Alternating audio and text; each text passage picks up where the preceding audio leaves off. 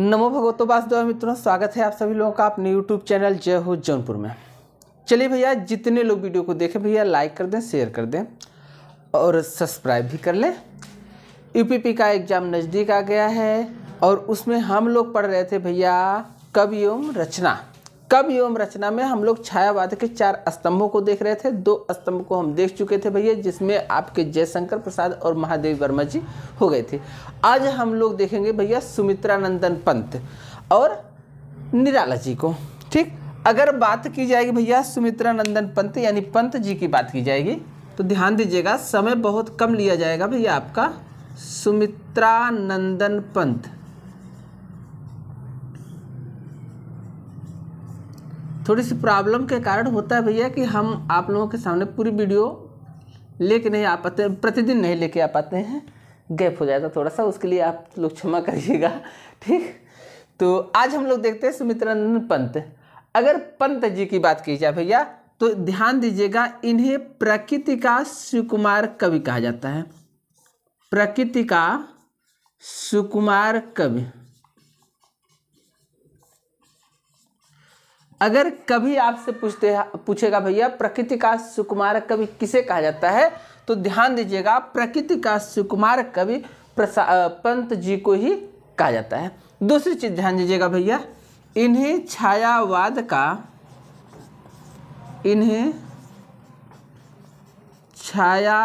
का विष्णु भी कहा जाता है। इन्हें छायावाद का विष्णु भी कहा जाता है। अगर इनकी रचना की बात करें भैया तो ध्यान दीजिएगा, इनकी एक रचना है चिदंबरा। चिदंबरा ये महाकाव्य है भैया, जिस पर भैया चिदंबरा महाकाव्य जिस पर ज्ञानपीठ पुरस्कार मिला था। ज्ञानपीठ पुरस्कार मिला था। ज्ञानपीठ पुरस्कार मिला था। वो भी कब मिला था तो 1968 में मिला था। 1968 ईस्वी में। एक चीज और ध्यान दीजिएगा, यह हिंदी साहित्य का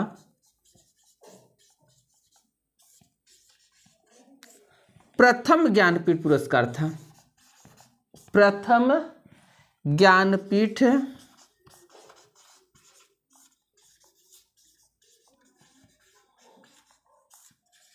अगर आपसे ये भी पूछता है कि हिंदी साहित्य में सबसे पहले ज्ञानपीठ पुरस्कार किसको दिया गया भैया, तो वो पंत जी को ही दिया गया। अब बात करते हैं इनकी सामान्य रचनाओं की।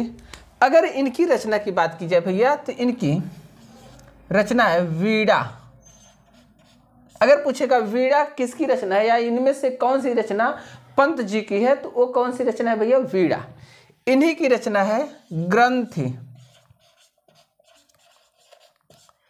इन्हीं की रचना है भैया पल्लव।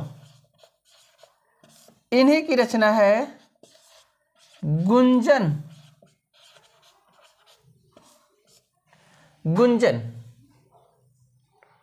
इन्हीं की रचना है गुंजन।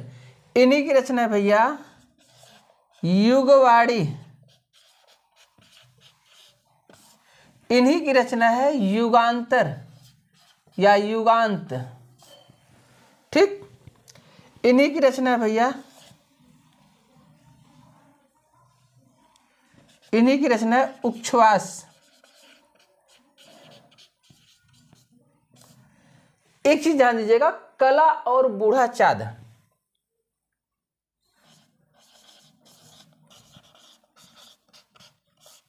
कला व बूढ़ा चाँद। अब कला और बूढ़ा चांद की बात आती है तो एक चीज आप लोग मत भूलिएगा भैया, ध्यान दीजिएगा, इस पर साहित्य अकादमी पुरस्कार मिला था। साहित्य अकादमी पुरस्कार मिला था। साहित्य अकादमी पुरस्कार मिला था इनको। ये भी मिला था भैया 1960 ईस्वी में। ध्यान दीजिएगा, 1960 ईस्वी में कला एवं बूढ़ा चाँद पर साहित्य अकादमी पुरस्कार मिला था और 1968 ईस्वी चिदंबरा पर ज्ञानपीठ पुरस्कार मिला था। हिंदी साहित्य में ज्ञानपीठ पुरस्कार केवल 11 कवियों को दिए गए हैं। ये भी जानते रहिएगा। इन्हीं की रचना है भैया, आगे इन्हीं की रचना है नौका विहार।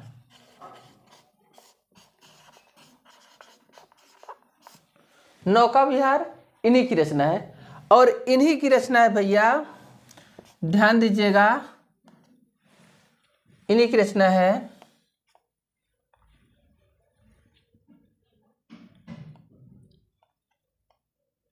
एक मिनट थोड़ा सा सोचने दीजिए, कभी कभी रचनाएं दिमाग में आती हैं और गुजती रह जाती हैं। इन्हीं की रचना है भैया, यह धरती कितना देती है, जिसे इंटर में आप लोग पढ़े होंगे, यह धरती कितना देती है। इन्हीं की रचना है, एक काव्य संग्रह है, काव्य कविता है। इन्हीं की एक और रचना है भैया, ध्यान दीजिएगा, इन्हीं की रचना है रश्मि बंधन।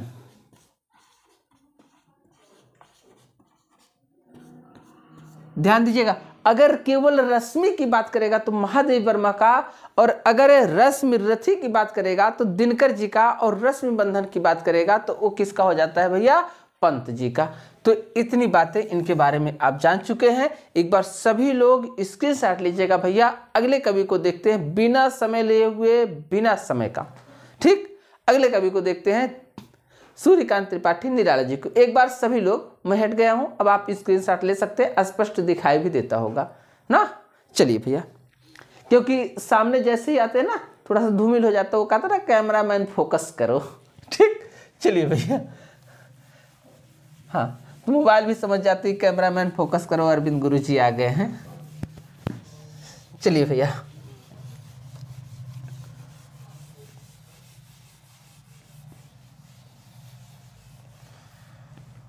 अगले कवि में देखते हैं भैया। अगले कवि हैं आपके सूर्यकांत त्रिपाठी निराला जी। सूर्यकांत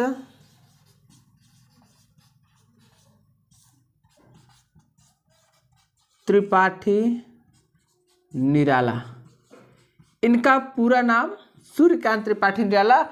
कभी कभी अगर पूरा नाम की बात करता है तो इनका पूरा नाम पंडित महाप्राण कवि के नाम से जाना जाता है। पंडित महाप्राण सूर्यकांत त्रिपाठी निराला, इतना बड़ा नाम। ठीक, आगे देखते भैया। अगर निराला जी की बात की जाए भैया तो ये बहुत मर्मज्ञ कवि थे। इनकी रचना भैया जूही की कली।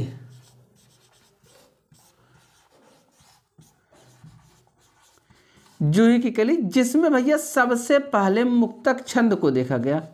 सबसे पहले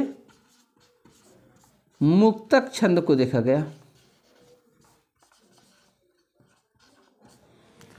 सबसे पहले मुक्तक छंद को देखा गया था इसमें।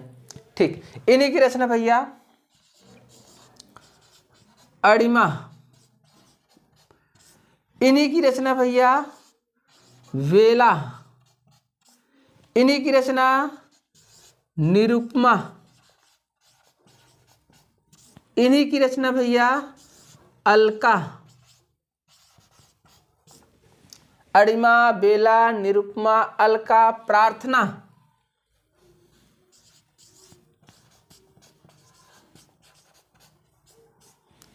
अलका, बेला, निरुपमा।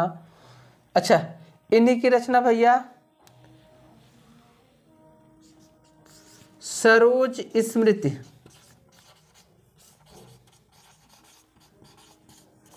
अगर सरोज स्मृति की बात की जाए भैया तो यह प्रथम शोक गीत माना जाता है।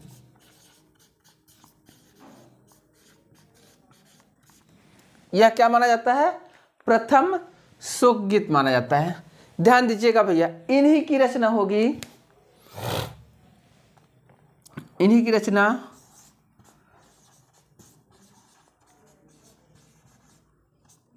भिक्षुक। भिक्षुक क्या है भैया, इन्हीं की रचना है। इन्हीं की रचना भैया भिक्षुक आप लोग पढ़े भी होंगे।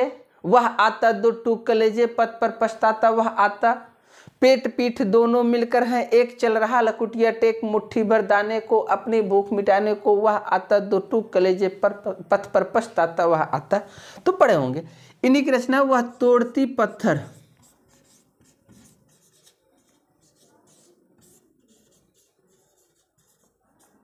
वह तोड़ती पत्थर।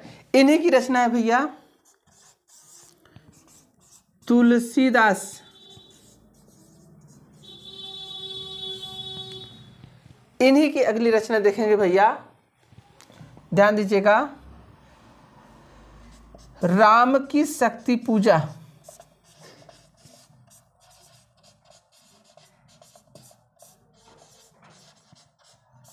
राम की शक्ति पूजा।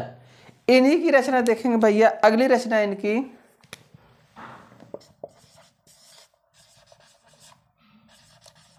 कुकुरमुत्ता। इन्हीं की रचना भैया अनामिका, छूट गई थी अनामिका,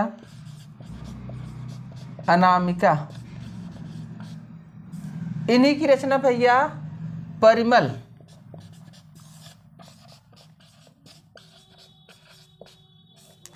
इन्हीं की एक और रचना भैया नए पत्ते। ठीक। और इन्हीं की एक रचना है जो सबसे महत्वपूर्ण बन जाती है भैया, जिसे आप कहते हैं सांध्य काकली।